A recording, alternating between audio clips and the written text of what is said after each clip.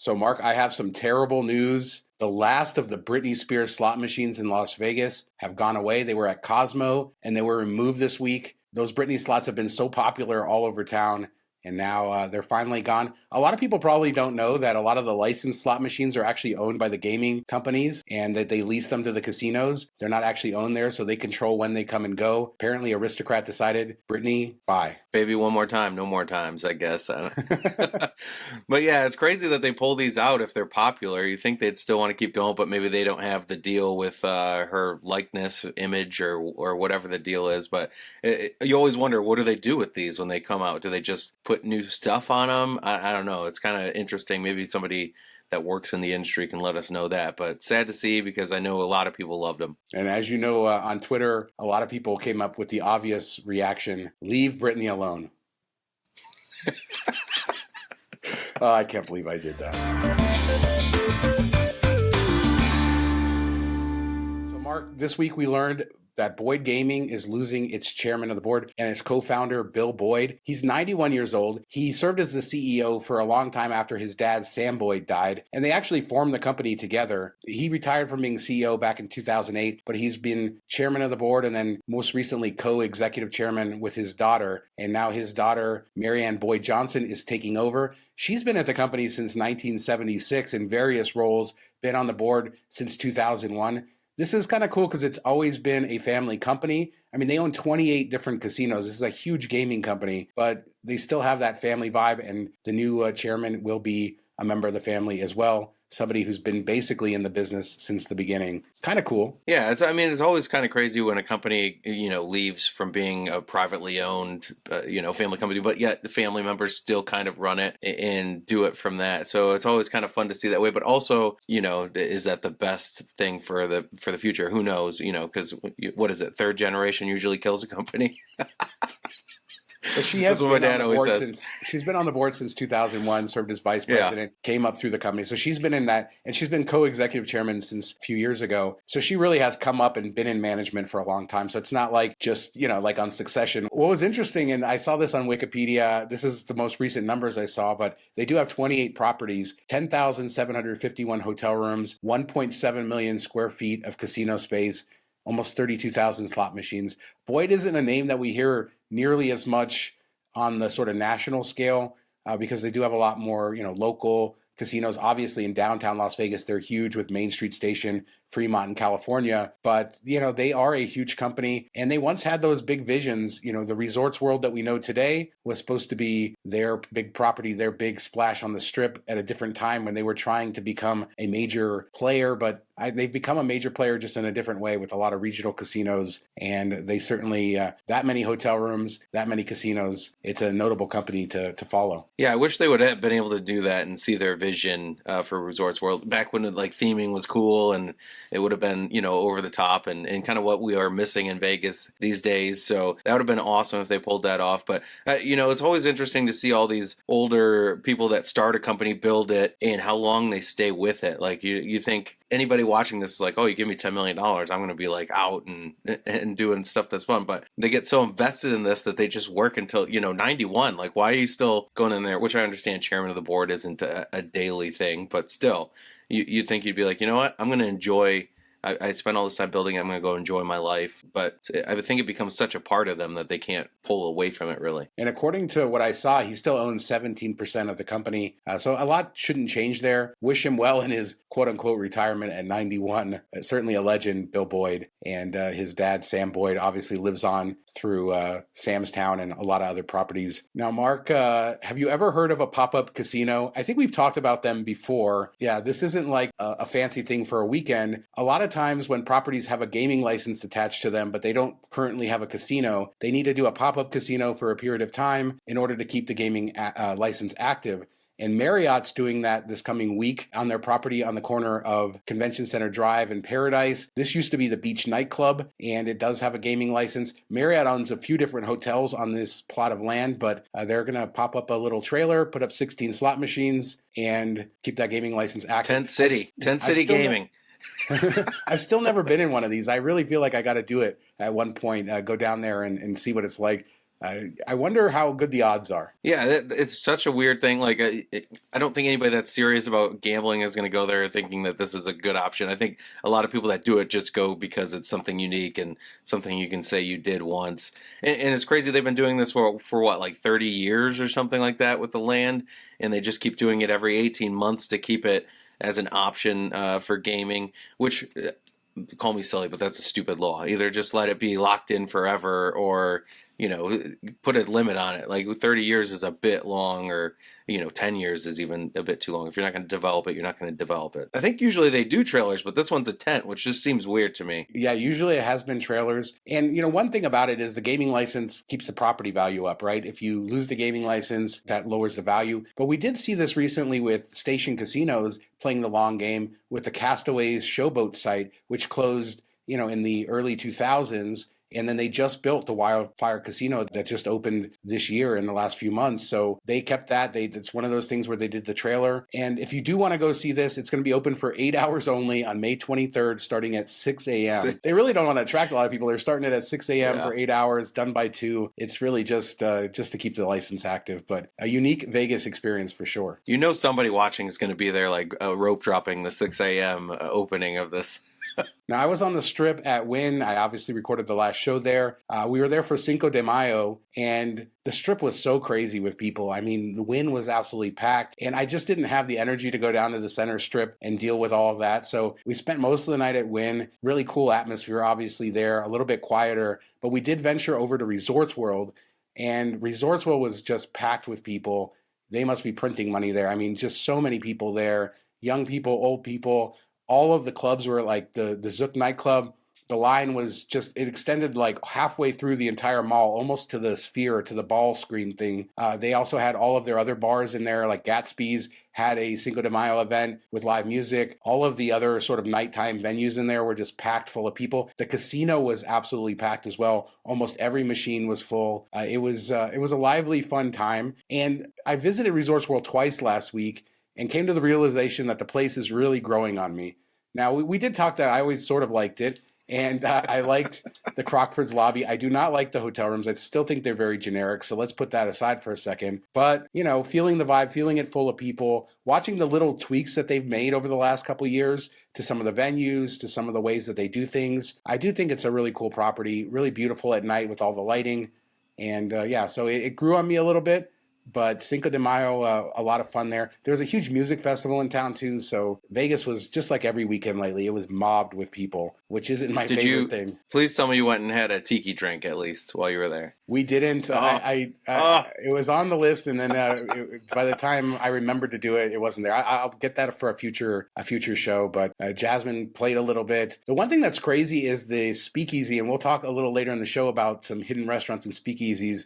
The way that they've changed the food court, they've added like these trinket carts and they've done a lot of changes there. But we were also there the night before with my daughter, Ellie. We did like a one-night staycation with her, and she finally got to see the disco bathroom, and she really loved that. So that was fun to share that with with my child, being the great parent that I am, bringing her into a casino. Hey, at least it wasn't Fremont at midnight, so you're good. Yeah, no, there were a lot of kids surprisingly out at 11 midnight. I saw strollers on the Strip in that area, which was a little strange. But yeah, I mean, everything was good. People were having a good time, driving trucks down the street with Mexican flags.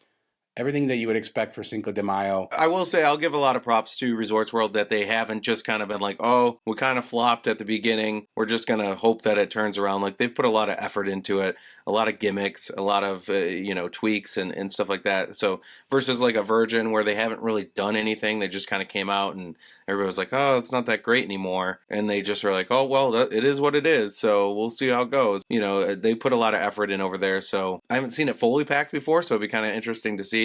Every time I've gone there, it's been like, 60% full, 50% full, something like that. So it's good to see that they're still getting people in there. And, Cinco de Mayo probably helped out with that some, but just every weekend is packed in Vegas. Now, I came across this today, the Tropicana, as if they're not doing enough with Tropicana and all of the issues there. And now they're trying to redo it around the airport and the UNLV campus. Now, the proposal a couple years ago, which sort of just died out, was they were going to elevate Tropicana, kind of make sure traffic float a lot better. Now they're going to build a tunnel because, everything in Vegas has to be a tunnel now, Mark, because of the Boring Company.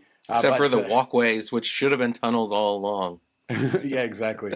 So one set of traffic is going to be a tunnel. The other side is going to run normally, but they say it's going to replace the signals. So instead of having an 8-way traffic signal, you'll only have a 2-way traffic signal. This looks weird, but it says they're saving money. It was like $200 million. Now it's $110 million. It just sounds like it's going to be a mess, but I'll put a graphic up to kind of describe it. Yeah, I don't know. But the other good thing that's coming out of this, and I know you'll love it, is it's going to turn into a diverging diamond interchange through here. So, that's always fun. Have they learned from the temporary one that everybody's running into each other? I hate the double Ds, man. They suck. They did say in the article that apparently on Tropicana, there's far less incidents with the diverging diamond, so people have finally gotten used to it. But I drove the freeway a lot this week, and I even filmed it, and I'll show some video here of what it looks like right now. But the freeway is just so messed up with this Tropicana construction. It's going to go on for another year. Man, it's brutal. Also, traffic issues this week. Obviously, they're still doing the Formula One repaving, and I was out by Harrah's and in that area, and so the whole right side of the strip is closed. So it's one lane in each direction. Everybody driving on the sort of the east side of the strip. And it's just a parking lot there as well. So just keep in mind with those construction, if you're coming, pay attention to where that construction is as it moves to the various different areas, because it gets very ugly, especially when it's busy. And like I said, it was just a parking lot. Like people would move 4 or 5 cars for every light cycle. And, one lane in each direction just doesn't work for the strip. The worst thing than waiting in line at a nightclub is sitting in line in traffic.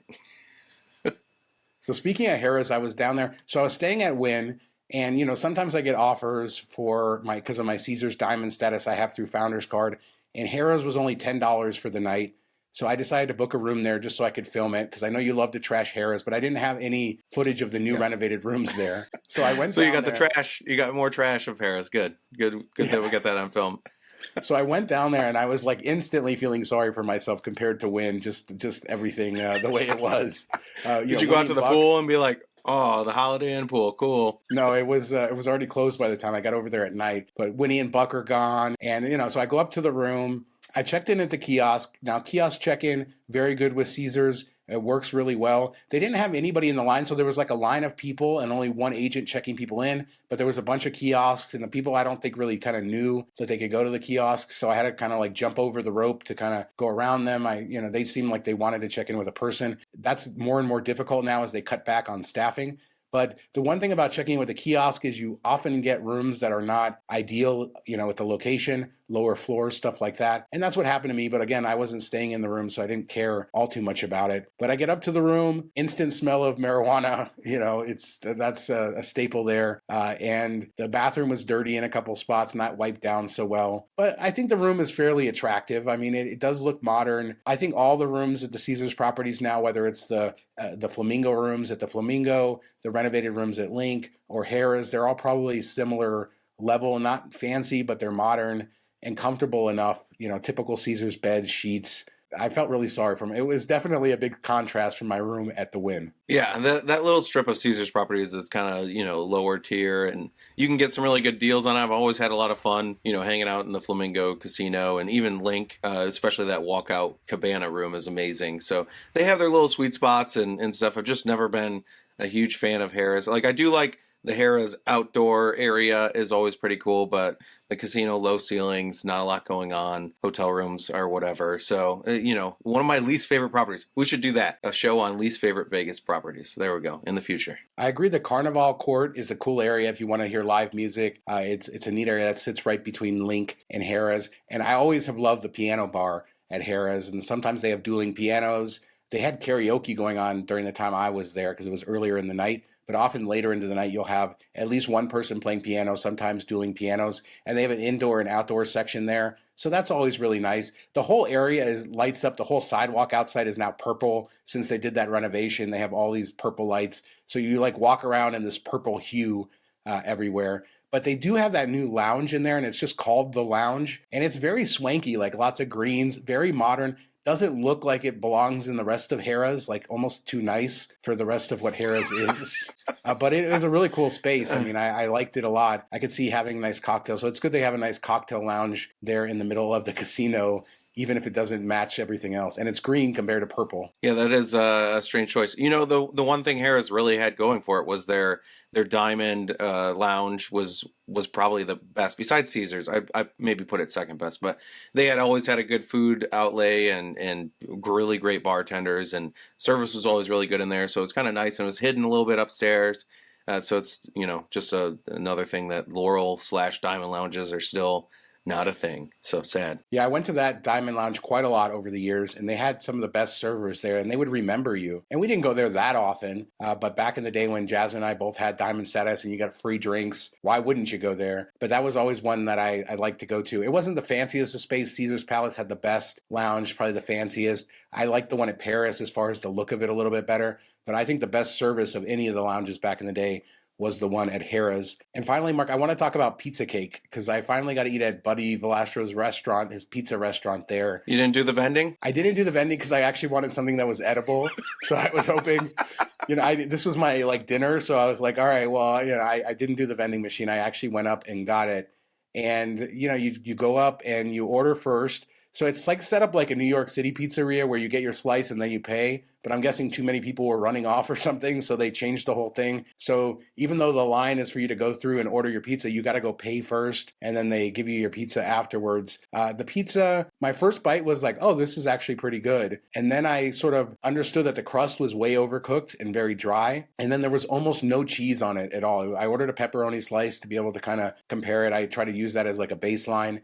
And there was so little cheese on this slice. About $8 is what it cost. And that was sort of disappointing to me. The flavor was good. Like the crust had a good flavor, but it was overcooked and dry. The sauce had a good flavor. The pepperoni had a good flavor, but there was almost no cheese. So I can't really recommend this for a price. There's definitely better slices on the strip. Cheese like evaporated because they overcooked it so much. But, you know, cheese is the most expensive thing. So if they're going to cut something from the pizza, I guess that's it. But that just seems cheap, especially $8 a slice. It probably costs them like $3-4 to make the whole pizza. So you're making money hand over fist. Put some dang cheese on it. Yeah, so I was looking forward to it, but it has good bones. Like I feel like if it wasn't overcooked, I mean the cheese thing kind of sucks, but you can overlook that. At least the flavor is good. So if you want a quick slice, I guess it's okay. But I think Secret Pizza is better, and that's not my favorite. But I do think Secret Pizza is better. You know, Pop-Up Pizza. There's a few other ones around that are good, and they're all about the same price, about $8 for a slice, which is ridiculous if you think about it. But yeah, it's not a place I would go out of my way to go get. They also do serve the cake. So if you want the cake from the Cake Boss. How big was the size? Because I know like Pinup, it's basically like 2 slices that you're getting for that price because it's really big. Is it like that size, or is it, you know, more like a regular sized New York slice? I'd say it's about the size of a normal New York slice, which is pretty big, right? It's not like a tiny piece, but it wasn't oversized. It wasn't as good as big as Pop-Up, but yeah, I had just one slice, and that was my dinner, and I felt fine afterwards. Like I said, the only real issue was that it was like cracker. The crust was so overcooked. Just the cotton mouth you got from your pizza. That was the problem.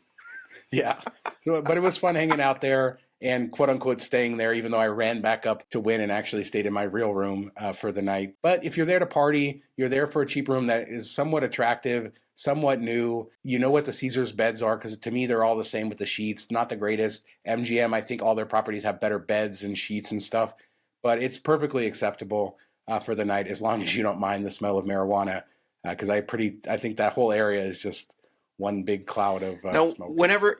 Whenever you get that smell in there, like obviously somebody was smoking in there before or whatever, do you ever like alert the front desk so they don't think it's you and charge you for the cleaning fee, or do you kind of just let it roll? I don't do that. Now, if it was like a really strong smell, but it's more of like just the smell that they can't go out, like back in the day when you go into a smoking hotel room, not that somebody just smoked in there 5 minutes before, but it's just this smell that's never going to get out. That's sort of what it was, you know. So it doesn't bother me. Like it wouldn't have been a deal breaker for me in that room, but I know it bothers a lot of people. But I feel like all those hotels in that area, whenever you're walking around that area, you're smelling it all over the place. And that's one of the realities, I think, of today in Las Vegas. Some people like it, some people don't. But yeah, I felt it was worth mentioning because it was pretty evident. Worse though was that the bathroom had like, you know, some dirt stains and it wasn't cleaned very well, which wasn't nice. But I paid $10 for the night, so what some curlies left behind? No, no curlies, just drops. So we'd love to talk with you guys about anything we did here. Harrah's, have you stayed there recently? What do you think about some of the changes that they've made there? the Boyd Gaming, all the Shakeup at the top there, pop-up casinos. Have you ever been to one? Let us know down in the comments. We'll discuss it there. We do 2 shows, Tuesdays and Fridays, and we'll be back in just a couple days with another show. Thanks so much for watching. Talk to you next time. See you later this week. Have a good week, everybody.